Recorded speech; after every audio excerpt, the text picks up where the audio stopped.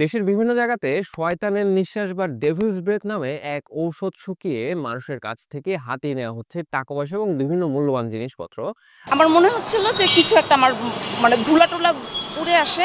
পরে আমি এরকম মানে মুছলাম। মোছার পরে আর আমি ঠিক বলতে পারছি না। আমি সোজা ওদের সাথে যাচ্ছি। আমার সামনে তার ফোনটা এভাবে ধরলাম, মুখের সামনে একেবারে ধরে বললো এই নাম্বারটা একটা ফোন দিয়ে দেন।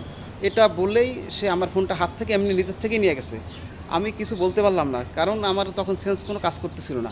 আপনারা হয়তো অনেকে এই ভিডিওগুলো দেখেছেন। এখানে দেখা যায় একজন মানুষ রাস্তা দিয়ে হেঁটে যাচ্ছেন, তখন অপরিচিত কোনো একজন মানুষ এসে তার মুখের কাছে কোনো একটা কিছু ধরে অথবা তাকে কোনো একটা কিছু শোকায়। ঠিক সেই মুহূর্ত থেকেই ওই মানুষটার আর নিজের প্রতি কোনো কন্ট্রোল থাকে না। তাকে যেটাই করতে বলা হয় তিনি সেটাই করে থাকেন। তাকে যদি বলা হয় যে আপনার কাছে টাকা পয়সা যা আছে আমাকে দিয়ে দেন, অথবা আপনার কাছে যদি কোনো গয়না থাকে, আপনার কাছে যদি কোনো ফোন থাকে আমাকে দিয়ে দেন, তিনি আসলে সেটাই করে। তো এই যে এই মানুষটা সবকিছু শুধুমাত্র মুখের কথাই দিয়ে দিচ্ছেন, তাকে কোনো ভয়ও দেখাতে হচ্ছে না বা তাকে কোনো অস্ত্রের মুখে জিম্মিও করতে হচ্ছে না। যেই ঔষধের প্রভাবে তিনি তার নিজের উপর থেকে কন্ট্রোল হারিয়ে ফেললেন এবং তাকে যাই করতে বলা হচ্ছে তিনি সেটাই করছেন। এই ভয়াবহ ঔষধটা আসলে মানুষের শরীরে কিভাবে কাজ করে সেই সম্পর্কে জানবো আজকে আমরা এই ভিডিওতে, এবং তার সাথে জানবো এই পরিস্থিতিতে যেন আপনাকে পড়তে না হয় তার জন্য আপনি কি কি করতে পারেন। প্রথমে চলেন দেখা যাক এই ঔষধের কারণে কিভাবে মুহূর্তে মানুষ তার নিজের উপর নিয়ন্ত্রণ হারিয়ে ফেলে। আমাদের মস্তিষ্কে সিগন্যাল পাঠানোর জন্য বেশ কিছু কেমিক্যাল থাকে, এদের নাম হচ্ছে নিউরোট্রান্সমিটার। তো এই নিউরোট্রান্সমিটারগুলোর মধ্যে একটা নাম হচ্ছে এসিটাইলকোলাইন। এই এসিটাইলকোলাইনের সিগন্যালিং এর মাধ্যমে আরো বেশ কিছু গুরুত্বপূর্ণ কাজকর্ম করে থাকে। তার মধ্যে একটা হচ্ছে আমরা যখন নতুন কোনো কিছু শিখি তখন এই সিগন্যালিং এর দরকার হয়। আবার যখন কোনো একটা সিদ্ধান্ত নেই আমরা, সেই সময় এই সিগন্যালিং এর দরকার হয়। এছাড়া আমরা যখন নতুন কোনো কিছু মেমোরিতে ধরে রাখতে চাই, যেটা আমরা পরবর্তীতে চাইলে মনে করতে পারি, সেই কাজের জন্য আমাদের এই এসিটাইলকোলাইনের সিগন্যালিং এর দরকার আছে। তো এসিটাইলকোলাইন যখন মাসকারেনিক রিসেপ্টর নামে এক রিসেপ্টরে গিয়ে বাইন্ড করবে তখন সে এই কাজকর্মগুলো করতে পারবে।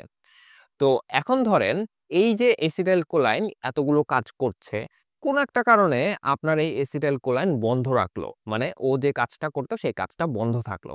তখন কি হবে? আপনি নতুন কিছু শিখতে পারবেন না, অথবা আপনি কোনো একটা সিদ্ধান্ত নিতে পারবেন না, বা আপনার মেমোরিতে কোনো নতুন কিছু জমা হবে না। মানে আপনি কিছুই মনে করতে পারবেন না যে ওই মুহূর্তে আপনার সাথে কি কি ঘটছে। তো ধরেন আপনার এই এসিটাইলকোলাইনের ফাংশন আমি বন্ধ করে দিলাম, বন্ধ করে দিয়ে আপনার সামনে একটা বার্গার ধরলাম। তো যেহেতু আপনি সিদ্ধান্ত গ্রহণ করতে পারবেন না, আপনি জানেন এটা একটা খাবার, কিন্তু আপনি এখন কি করবেন এইটা আপনি জানেন না। তো ধরেন আমি আপনাকে বললাম যে ভাই এটা একটা খাওয়ার জিনিস, আপনি খেয়ে ফেলেন। তো আপনি খেয়ে ফেললেন, এতে কোনো সমস্যা নেই। কিন্তু আমি যদি আপনাকে বলি যে ভাই এটা গায়ে মাখার জিনিস, আপনি ভেতরের মাংসটা মাথায় মাখেন আর রুটিগুলো গায়ে মেখে নেন, আপনি কিন্তু আসলে সেটাই করবেন। কারণ আপনি জানেন না আপনাকে কি করতে হবে, আপনাকে যেটা বলা হবে আপনি সেটাই করবেন, কারণ আপনার এসিটাইলকোলাইন কাজ করছে না, আপনার কোনো সিদ্ধান্ত নেওয়ার ক্ষমতা নেই। এখন আসেন ডেভিলস ব্রেথ বা শয়তানের নিঃশ্বাস, যেটাকে আসলে আমরা স্কোপোলামাইন বলে থাকি, ওরা কি করে? ওরা হচ্ছে রক্ত থেকে সরাসরি ব্লাড ব্রেন ব্যারিয়ার ক্রস করে ব্রেনে ঢুকে যায়। ব্রেনে যাওয়ার পরে ওই যে মাসকারেনিক রিসেপ্টরের কথা বলছিলাম, যার সাথে বাইন্ড করে এসিটাইলকোলাইন তার কাজকর্ম করে, ওই মাসকারেনিক রিসেপ্টরে গিয়ে স্কোপোলামাইন মানে শয়তানের নিঃশ্বাস ওরা আগেই গিয়ে বসে থাকে। বসে এই যে যেখানে এসে এসিটাইলকোলাইন বাইন্ড করে কাজ করত সেই রাস্তা বন্ধ করে দেয়। মানে হচ্ছে সিম্পলি চিন্তা করেন, এখানে একটা চেয়ার আছে যেখানে গিয়ে আসলে এসিটাইলকোলাইন বসবে, বসলে সে তার কাজ করতে পারবে। ওই চেয়ারটাতে এসিটাইলকোলাইন বসার আগেই স্কোপোলামাইন মানে শয়তানের নিঃশ্বাস গিয়ে বসে থাকে। তো ও যেহেতু বসে আছে তাহলে তো আর এসিটাইলকোলাইন বসতে পারবে না, আর ওর কাজও করতে পারবে না। তো এখন চিন্তা করে দেখেন এই ঘটনাটা যার ব্রেনে ঘটছে ওই মুহূর্তে তার আসলে কি পরিস্থিতি। তিনি জানবেন, বুঝবেন, সবকিছুই ঠিকঠাক আছে, কিন্তু তার কোনো সিদ্ধান্ত নেওয়ার মতো ক্ষমতা থাকবে না এবং তিনি কোনো কিছু মনে রাখতে পারবেন না। ঠিক আগের মুহূর্তে যে ঘটনাটা ঘটেছে সেটাই তিনি আসলে পরের মুহূর্তে মনে করতে পারবেন না। তো এই পরিস্থিতিতে আরেকটা ব্যাপার ঘটে, সেটা হচ্ছে এই যে স্কোপোলামাইন ব্রেনের অ্যামিগডালাকে অ্যাফেক্টেড করে, যার জন্য মানুষটা ওই সময় কিছুটা আতঙ্কগ্রস্ত থাকে। এখন ওই মানুষটার পরিস্থিতি চিন্তা করে দেখেন, তিনি একে তো আতঙ্কগ্রস্ত, তিনি জানেন তার আশেপাশে খারাপ কিছু ঘটছে, তিনি একটা বিপদের মধ্যে আছেন, তিনি কোনো কিছু মনে করতে পারছেন না, কিছু মনে রাখতে পারছেন না, এবং ওই সময় তার মধ্যে সিদ্ধান্ত নেওয়ার মতো কোনো ক্ষমতা নেই। ঠিক ওই মুহূর্তে তাকে আসলে যেটাই বলা হচ্ছে সেটাই উনি মনে করছেন যে আচ্ছা তাহলে এইটা করলেই মনে হয় আমার জন্য ভালো হবে, তাহলে আমি সেটাই করি। এখন চলেন দেখা যাক এই ড্রাগের আক্রমণ থেকে নিজেকে বাঁচাবেন কিভাবে। এতক্ষণে বুঝতেই পারছেন যে এই ড্রাগ আসলে শরীরে ঢুকে গেলে নিজের উপর আর কোনো কন্ট্রোল থাকবে না, ওই সময় আর কোনো কিছু করার থাকবে না। কিন্তু আপনি যেন অপরাধীদের এই ফাঁদে আটকা না পড়েন সেটার জন্য আমরা বেশ কিছু কাজ করতে পারি। নাম্বার 1 হচ্ছে আপনাকে যদি মূল্যবান জিনিসপত্র ক্যারি করতে হয় আপনি সাথে আরেকজন মানুষকে নিয়ে নিন। কারণ এই ওষুধ ব্যবহার করে যদি নিয়ন্ত্রণ নিতে হয় তাহলে একসাথে 2 জন মানুষের নিয়ন্ত্রণ নেওয়াটা অবশ্যই ডিফিকাল্ট হবে একজনের তুলনায়। নাম্বার 2 হচ্ছে ঘর থেকে বের হওয়ার সময় মাস্ক পরে বের হতে পারেন। আপনার যদি মাস্ক পরা থাকে তাহলে হুট করে একজন মানুষ এসে আপনাকে কোনো কিছু একটা শুকিয়ে আপনার নিয়ন্ত্রণ নিয়ে ফেললো, এইটা করাটা খুবই ডিফিকাল্ট হবে।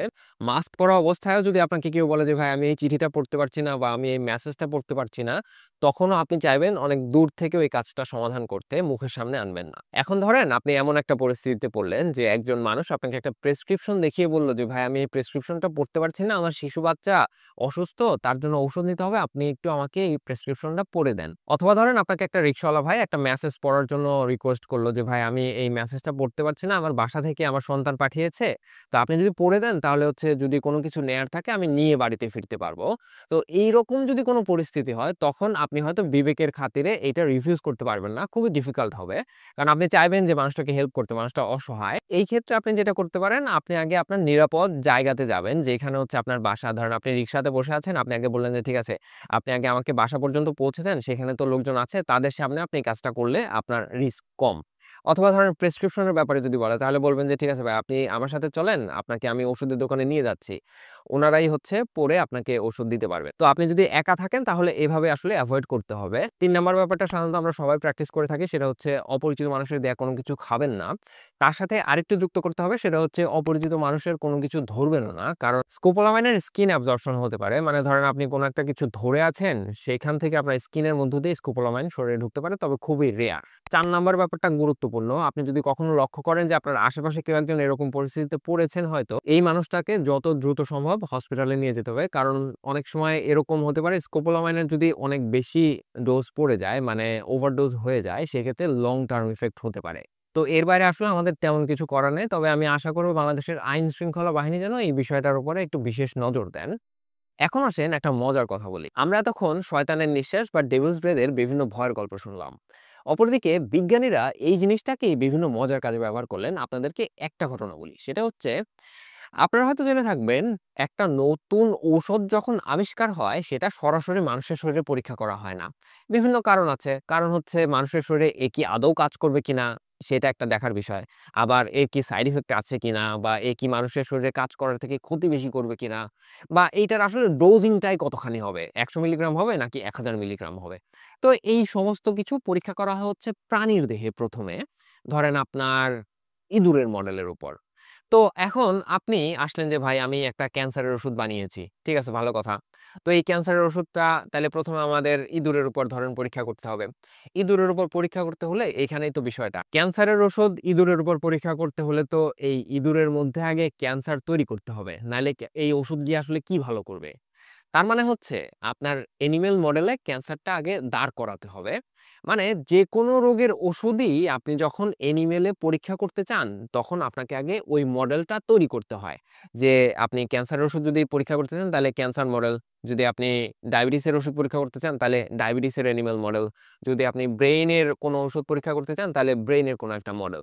তো এই মডেলগুলো সাধারণত মানুষের শরীরের সাপেক্ষে তুলনামূলক কাছাকাছি হয়। তো এখন আসেন এই যে শয়তানের নিঃশ্বাস বা ডেভিলস ব্রেথ, এই ওষুধ যেহেতু এসিটাইলকোলাইনের ফাংশন বন্ধ করে কিছুটা কগনিটিভ ডিফেক্ট করতে পারে, বিজ্ঞানীরা চিন্তা করলেন ও আচ্ছা তাহলে তো ভালোই হলো। তো তাইলে প্রাণী শরীরে যখন আমরা কগনিটিভ ডিফেক্টের কোনো একটা ঔষধ পরীক্ষা করে দেখব, তখন এই প্রাণীর মধ্যে এই ডিফেক্ট করার জন্য তো তাইলে আমরা স্কোপোলামাইন বা শয়তানের নিঃশ্বাস ব্যবহার করতে পারি। সেই আইডিয়া থেকেই কগনিটিভ ডিফেক্টের এনিমেল মডেলে স্কোপোলামাইন ব্যবহার করা শুরু হলো। তার মানে হচ্ছে ব্রেইন সম্পর্কিত বিভিন্ন রোগবালাইয়ের এনিমেল মডেল তৈরি করতে এই স্কোপোলামাইনের ব্যবহার শুরু হলো। তার মানে হচ্ছে যে ব্রেইন সম্পর্কিত বিভিন্ন নতুন ঔষধপত্র টেস্ট করতে এই স্কোপোলামাইনের বিভিন্ন ব্যবহার হয়ে থাকে। এই হচ্ছে আজকের মতো। এই ভিডিও যখন রেকর্ড করছি তখন আমাদের ইউটিউবে সাবস্ক্রাইবার সংখ্যা ৮৬৬,০০০ আর ফেসবুকে ফলোয়ার ১.৩ মিলিয়ন। এই সংখ্যাটা এখন থেকে আমি প্রত্যেক ভিডিও শেষে ব্যবহার করব। এটা হচ্ছে আমার একটা অ্যানালাইসিসের জন্য। ভালো থাকবেন সবাই। আসসালামু আলাইকুম।